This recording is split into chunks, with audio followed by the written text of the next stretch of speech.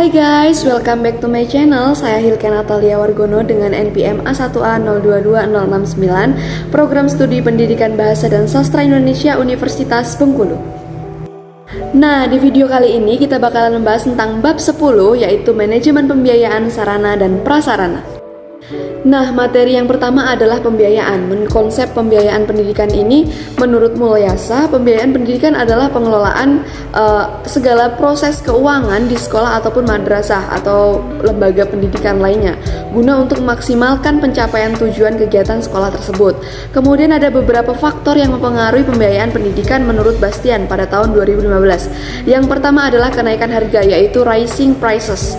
Kemudian perubahan relatif dalam gaji pengajar, kemudian perubahan dalam populasi dan kenaikannya persentase peserta didik di sekolah negeri, kemudian juga meningkatnya standar pendidikan atau educational standard, kemudian meningkatnya usia anak yang meninggalkan sekolah, kemudian meningkatnya tuntutan terhadap pendidikan lebih tinggi atau higher educational.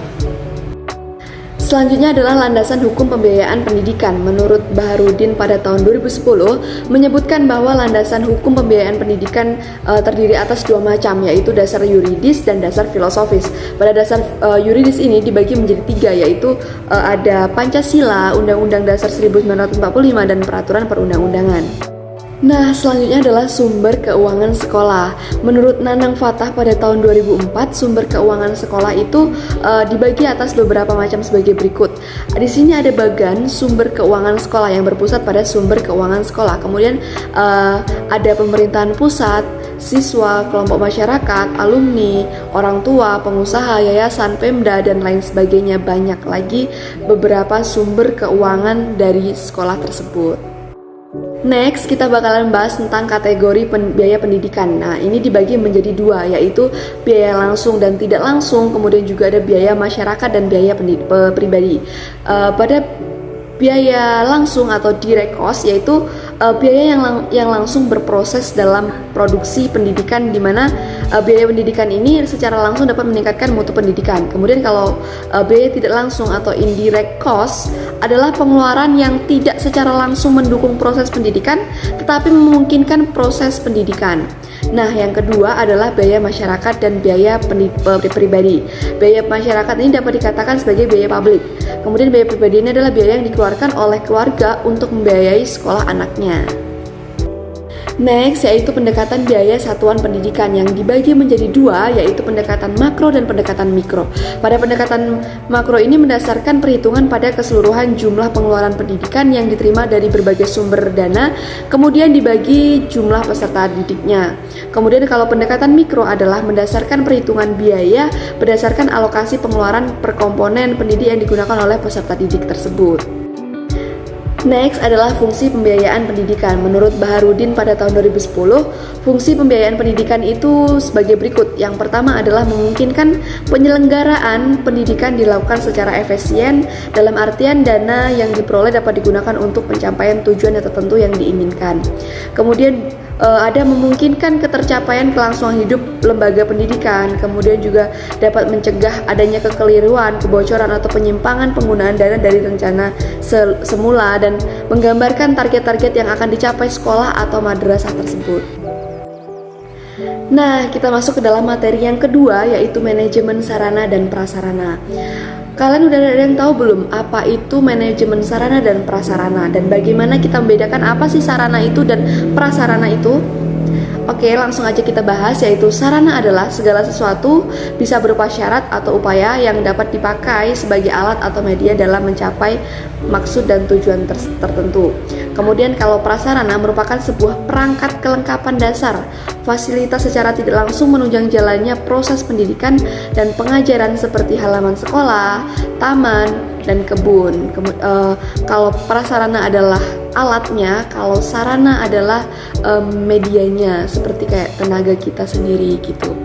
Jadi manajemen sarana dan prasarana dapat disimpulkan adalah suatu kegiatan bagaimana mengatur mengelola sarana dan prasarana pendidikan secara efektif dan efisien. Next adalah perencanaan sarana dan prasarana persekolahan dapat didefinisikan sebagai keseluruhan proses pemikiran secara matang, rencana pembelian, pengadaan, rehabilitasi, distribusi, pembuatan peralatan dan perlengkapan sesuai dengan kebutuhan sekolah tersebut. Kemudian tujuan diadakannya perencanaan sarana dan prasarana itu adalah untuk menghindari terjadinya kesalahan dan kegagalan yang tidak diinginkan. Kemudian juga untuk meningkatkan efektivitas dan efisiensi dalam pelaksanaan belajar mengajar di sekolah tersebut. Kemudian manfaat diadakannya perencanaan sarana dan prasarana itu dapat membantu dan menentukan tujuan, kemudian meletakkan dasar-dasar dan menentukan langkah-langkah yang akan dilakukan. Menghilangkan ketidakpastian dapat dijadikan sebagai suatu pedoman atau dasar untuk melakukan pengawasan, pengendalian, bahkan juga penilaian agar nantinya kegiatan dapat berjalan secara efektif dan efisien. Nah, selanjutnya adalah persyaratan perencanaan sarana dan prasarana menurut Mulyasa pada tahun 2005, yaitu sebagai berikut. Ada 9 persyaratan dalam perencanaan sarana dan prasarana. Yang pertama adalah perencanaan harus dipandang sebagai bagian integral dari usaha peningkatan kualitas proses belajar mengajar. Kemudian perencanaan juga harus jelas. Kemudian berdasarkan atas kesepakatan keputusan bersama dari lingkup pendidikan tersebut. Kemudian mengikuti pedoman atau standar jenis, kuantitas, dan kualitas sesuai dengan skala prioritas. Kemudian juga perencanaan pengadaan sesuai dengan plafon anggaran yang telah disediakan. Kemudian mengikuti prosedur yang berlaku, mengikut sertakan unsur orang tua murid. Kemudian fleksibel dan dapat menyesuaikan dengan keadaan.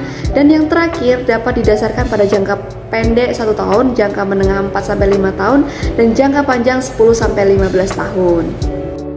Next adalah perencanaan pengadaan barang bergerak dan barang tidak bergerak. Barang bergerak ini ada barang yang habis dipakai dan barang yang tidak habis dipakai. Kemudian kalau barang tidak bergerak ini adalah tanah dan bangunan. Nah, di pengadaan sarana dan prasarana ini ada berbagai cara dalam pengadaannya. Yang pertama adalah karena pembelian, kemudian juga ada pembuatan sendiri, kemudian penerimaan hibah, kemudian ada juga penukaran, bisa juga pendaur ulangan ataupun pinjaman atau penyewaan.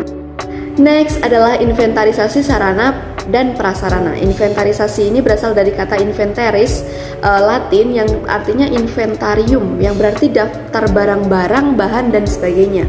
Kemudian tujuan dari inventarisasi sarana dan prasarana ini menurut Barnawi pada tahun 2015 adalah untuk menjaga dan menciptakan tertib administrasi sarana dan prasarana yang dimiliki oleh suatu sekolah.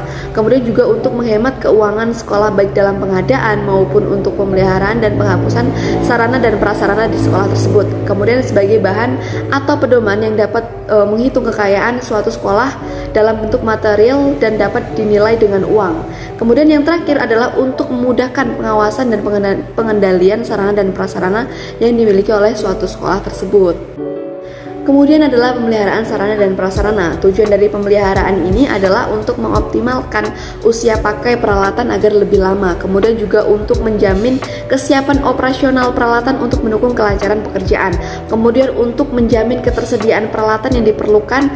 Kemudian yang terakhir adalah untuk menjamin keselamatan orang atau siswa yang menggunakan alat tersebut. Kemudian ada berbagai macam pekerjaan pemeliharaan menurut Mulyasa pada tahun 2005, yaitu adalah perawatan secara terus-menerus atau teratur dan rutin, kemudian perawatan secara berkala atau bertahap, kemudian perawatan darurat ini adalah perawatan yang dilakukan secara apabila ada urgensi, kemudian juga perawatan secara preventif. Nah, yang terakhir adalah penghapusan sarana dan prasarana. Secara lebih operasional, penghapusan sarana dan prasarana adalah proses kegiatan yang bertujuan untuk mengeluarkan atau menghilangkan sarana dan prasarana dari daftar inventaris karena sarana dan prasarana tersebut sudah dianggap tidak berfungsi sebagaimana yang diharapkan, terutama untuk kepentingan pelaksanaan pembelajaran di sekolah ataupun mungkin sudah tidak layak pakai. Oke guys, materi kita sudah selesai. Jangan lupa like, comment, and subscribe. Jangan lupa untuk share ke teman-teman kalian. Saya Hilke Natalia pamit undur diri. See you the next video. Bye bye.